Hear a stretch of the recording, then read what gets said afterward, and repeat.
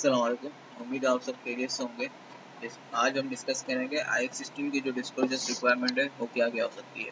कुछ इसमें IFRS की भी डिस्क्लोजर रिक्वायरमेंट होती है, कुछ आपके जो लोकल अकाउंटिंग रूल्स है या रेगुलेशन होते हैं या तो कंपनीज एक्ट है जैसे पाकिस्तान में, तो उसका 5th शेड्यूल और 4th शेड्यूल के हिसाब से भी आपकी कुछ एडिशनल रिक्वायरमेंट होती है जो आपने डिस्क्लोज करनी होती है MFS में। तो ये मैंने कुछ सामने पैरा उठाए हुए हैं, ये सारा IX16 से होता है। लाइक इसमें 73 लिखा हुआ है, तो ये पैरा नंबर 73 ऑफ IX16 है। ये बताता है कि आपने क्या क्या करना है डिस्क्लोज, और उसकी तरह आगे के पैरा में भी लिखे हुए 74 में भी कुछ ना कुछ एडिशनल इन्फॉर्मेशन मांगी भी होती है जो कि हम डिस्क्लोज करते हैं FS में। तो अब इसको हम पढ़ते हैं। The financial statement shall disclose for each class of PP the measurement basis used for determining the gross carrying amount, the depreciation method used and the useful life और depreciation use। अब ये यूजफुल लाइफ और depreciation use में और क्या word क्यों use है, वो इसलिए कि आपका अगर स्ट्रेट लाइन पे होगा तो यूजफुल लाइफ होगा, अगर आपका डेप्रिसिएशन मेथड पे होगा तो उसमें डेप्रिसिएशन रेट लग रहा होगा, डेप्रिसिएशन रेट। अब ये हम कहाँ बताते हैं ये चीज़, जैसे मैंने यहाँ लिखा हुआ है आगे के थ्रू पॉलिसी नोट्स, ये IX16 में नहीं लिखा हुआ, ये प्रैक्टिकल एक तरह से है कि इसको किस तरह कंप्लाई करते हैं, ये हम पॉलिसी नोट में बताते हैं। जैसे मैं आपको बता देता हूँ कि बेसिस और कहाँ लिखी हुई होती है। देखिए डेप्रिसिएशन मेथड, जैसे ये आप नोट पढ़े, ये एक लिस्टेड कंपनी का नोट है जो कि पॉलिसी नोट हर कंपनी ने देना होता है, खाली लिस्टेड ने नहीं देना होता। ये हर कंपनी ने देना होता है, जिसकी भी कंपनी के FS में अगर IX16 के हिसाब से कोई भी एसेट आ रहा है तो वो आपको नोट देना होगा। तो आप इसमें देख सकते हैं कि इसमें यहाँ पे लिखा हुआ है कि क्या रेगुलेशन होगा। जैसे यहाँ पे लिखा है कि depreciation is calculated at the rate specified on reducing balance method, मतलब उसने बता दिया कि रिड्यूसिंग बैलेंस मेथड है इनका, और other than straight line method, मतलब कुछ के स्ट्रेट लाइन मेथड चल रहे हैं और कुछ के डेफिनेशन मेथड कर रहे हैं, उन्होंने यहाँ पे बता दिया और बेसिस के सारे यहाँ पे बता दिए। इसी तरह हम आगे पढ़ते हैं कि यूजफुल लाइफ और डेप्रिसिएशन का रेट बताना होता है, और यहाँ पे डिस्क्लोजर के PP के मेन नोट पे बताया जाता है। जैसे मैं आपको बता देता हूँ,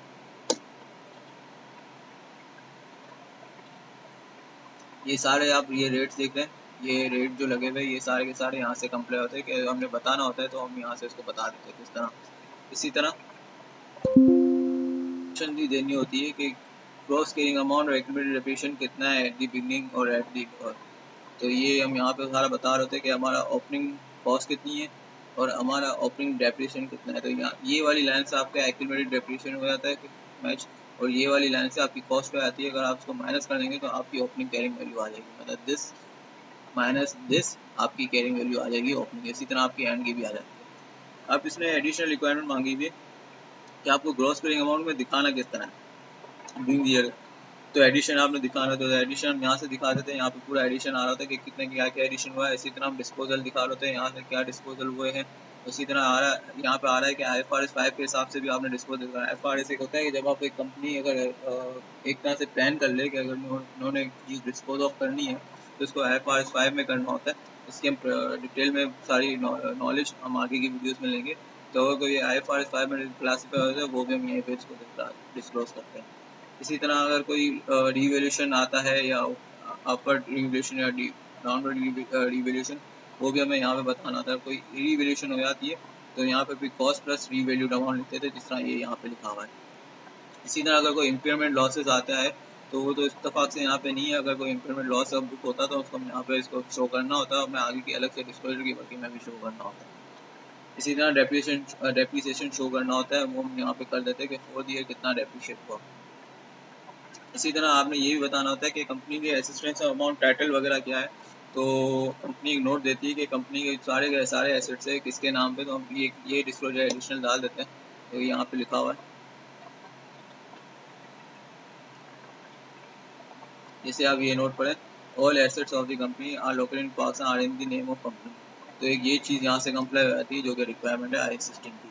इसी तरह हम देखें कि कौन सा एक्सपेंडिचर है जो कि अभी तक कंप्लीट नहीं हुआ है but in course of its construction है, मतलब CWIP में।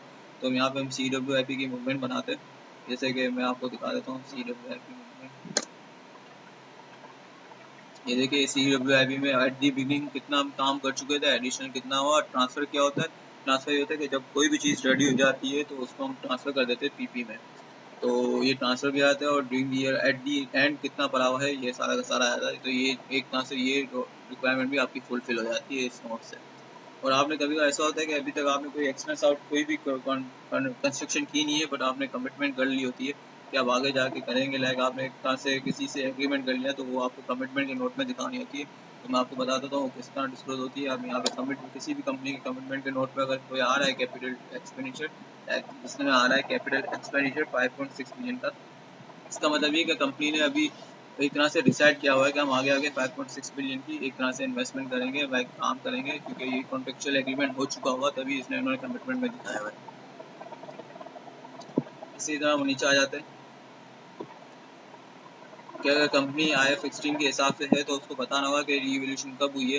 जैसे कि यहाँ पे अब मैं रीवैल्यूएशन का नोट खोलूँ,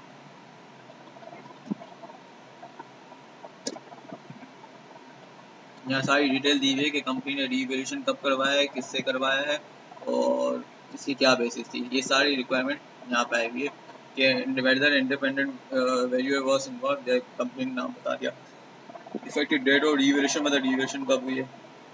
और ईच क्लास रीवैल्यूड क्लास का हमें बताना था कि कैरिंग अमाउंट क्या होती है। अगर जब रीवैल्यूड नहीं हुआ होता तो हम यहाँ से इसको क्लासिफाई कर सकते हैं, जैसे कि नोट में आ रहा था यहाँ पे कि अगर कंपनी ने रीवैल्यू नहीं किया होगा तो नेट बुक वैल्यू क्या होती, तो यहाँ से आ जाती है।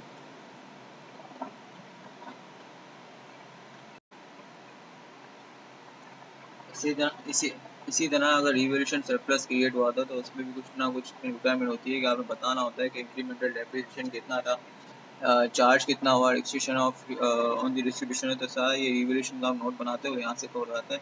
एक तो ये हम वर्किंग बनाते हैं डेफर्ड टैक्स लायबिलिटी के लिए, और एक ये वर्किंग बनाते हैं जिसमें हम सारा हम दिखाते हैं कि कितना सरप्लस रिवैल्यूएशन पड़ा हुआ है जो कि आफ्टर डिस्ट्रीब्यूशन का है। लाइक इंक्रीमेंटल डेप्रिसिएशन जब आ जाता है तो मैंने आपको बताया था कि उसका कुछ ना कुछ पोर्शन आपने निकालना होता है अपने रिवैल्यूएशन से, उसको रिटर्न अर्निंग में लेके जाना होता है, यहाँ से डिस्क्लोज होता है।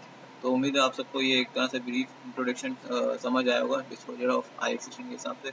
आप कोई भी क्वेश्चन है तो पूछ सकते हैं। तो काइंडली हमारे चैनल को लाइक कीजिए, सब्सक्राइब कीजिए और इस वीडियो को ज़रूर शेयर कीजिएगा। थैंक यू, अल्लाह हाफ़िज़।